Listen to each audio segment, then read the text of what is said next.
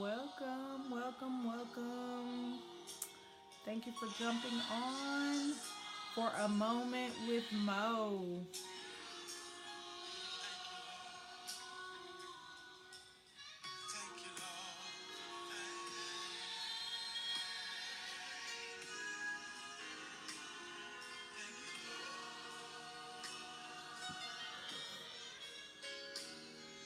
I hope everybody's doing well.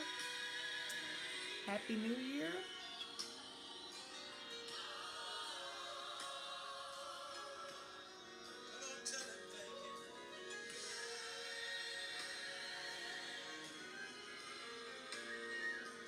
Anybody thankful for 2020?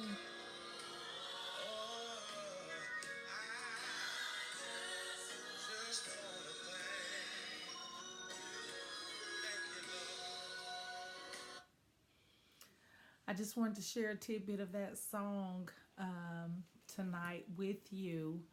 I just wanted to jump on really quick and share with you a word for tonight. I recently met a young man around the age of 20 years old, coming back on a flight into Dallas. The flight, we had gotten instructions on the flight that there was going to be a rocky landing, that there was going to be some turbulence. So, out of the blue, you hear someone begin to sing. This young man began to sing. It was a Christmas song, and once he finished the Christmas song, he just simply began to sing, I'm thankful. I'm so thankful. He went on to just say how thankful he was simply for his grandmother, how thankful he was to be able to have a phone to call his grandmother. So many of us, we take for granted technology and our cell phones and the things that we have.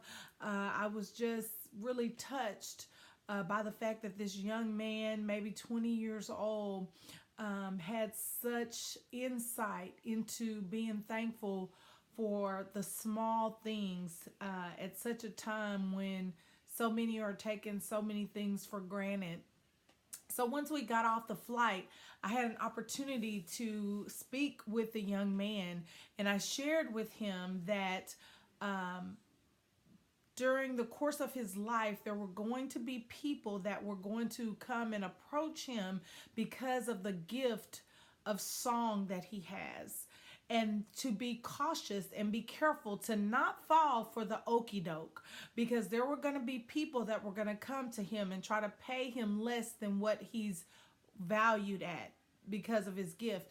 Try to go into contracts and present contracts to him that were not going to be on the up and up. So the word that I shared with him was to not fall for the okie doke, to keep God in all of his decisions and in all of his planning, and to stay humble. So tonight I just wanted to come on and share this story with you and encourage you as you go into the new year to not fall for the okie doke. There's a story that I'm reminded of in Genesis chapter 29 that talks about Jacob and Laban's agreement. Jacob went to Laban and they made an agreement that Jacob would work for Laban for 7 years so that he could marry Rachel, who was the love of his life. But at the end of the 7 years, Laban arranged the wedding and arranged everything, and he allowed Leah, his oldest daughter, to go in and be with Jacob instead of Rachel, who was promised in the contract, who was part of the original agreement. So tonight, I just want you to be careful in going into contracts with relationships, in business, in jobs. be careful not to fall for the okie doke. In this story, it tells us that Jacob maybe didn't get all of the information, and Laban left out some information that would have been valuable to him in going into this contract for him. He ended up telling him at the last minute that it wasn't their practice in their country, via their morals, to marry the older daughter prior to marrying the younger daughter off. So he ended up going into another contract with Laban in order to marry the woman that he truly loved. So tonight, I just want to encourage you to be cautious, to be careful, to be wise in everything that you do in going into contracts. The Bible tells us that if we lack wisdom, that we can simply ask God for it. So tonight, if going into 2020, the Lord is saying, don't fall for the okie doke. If you lack wisdom, take the time out tonight and simply ask God to give you wisdom and discernment in everything that you do. So I want to leave you with this quick word on tonight. In 2020, I encourage you to plan ahead with your mind. Proceed in everything following your heart.